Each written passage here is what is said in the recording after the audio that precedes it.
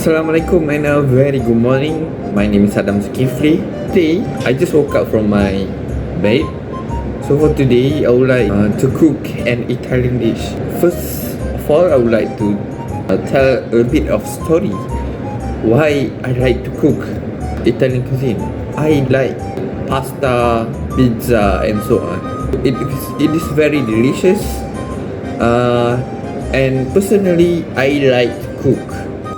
In the thinking skills, I need to compare the ingredients. For example, garlic, and we have here ginger. What is the characteristic of these ingredients that we should know as a cook in the kitchen? For today, I would like to cook pasta alla carbonara. We have whole egg. Usually we use 1.5 egg because we want to take only the egg yolk to make it creamier. I like to use Parmesan cheese. Originally use Pecorino Romano, but we don't have the access to use a Pecorino Romano. So today we use Parmesan only, which is Parmigiano. The main pasta we use today, spaghetti, because we want to cook spaghetti alla carbonara.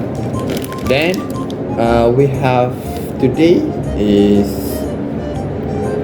salami or chicken pepperoni and olive oil. And the last thing we need black pepper. While the pasta boil, we need to wait about 9 minutes or 10 minutes. As 2 minutes left, we need to put pasta water inside our egg mixture. Drizzle some olive oil. Cook the salami first and cook it crispy. As we already put the chicken pepperoni or chicken salami aside, we need to put this pasta water to put our spaghetti inside. It is to make the pasta alive, because after we put the pasta outside in the room temperature, the pasta will look like that pasta.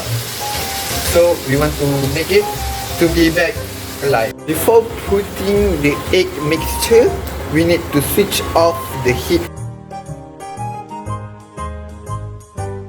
Stir it vigorously until it became more creamier. It is done. We want to plate the pasta. Buon appetito!